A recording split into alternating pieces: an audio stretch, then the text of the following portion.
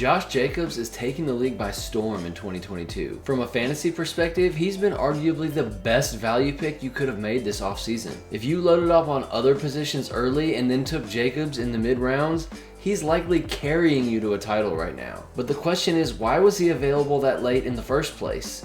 And what led to this massive breakout? So let's get into the film and find out. First of all, Jacobs has always been a beast. Would you believe me if I told you that Jacobs has been a top 12 running back each of the past 2 seasons? He certainly hasn't been perceived that way. Here's the reality.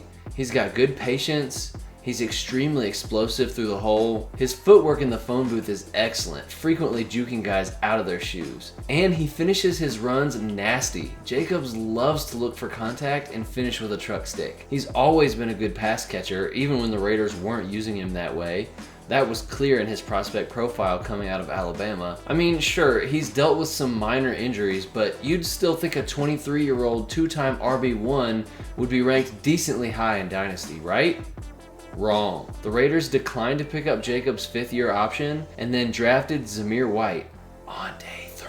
And then Jacobs played in the preseason? People were in full-on panic mode, and Jacobs' crowdsourced Dynasty ranking per Keep Trade Cut was RB 29.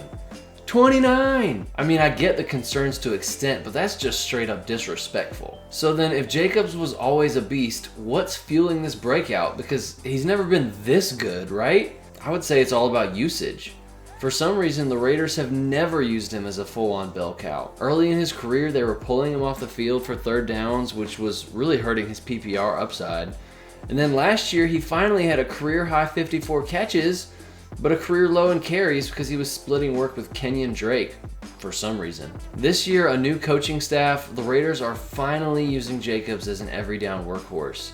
He's averaging nearly 21 carries and 4 targets per game, and he's delivered in a major way. In the process, he's showing fantasy upside that most didn't even think he had. So what are we doing with Josh in Dynasty? Per Keep Trade Cut, he has now risen all the way up to Dynasty RB7. I feel like that's more than fair given he's still just 24 years old.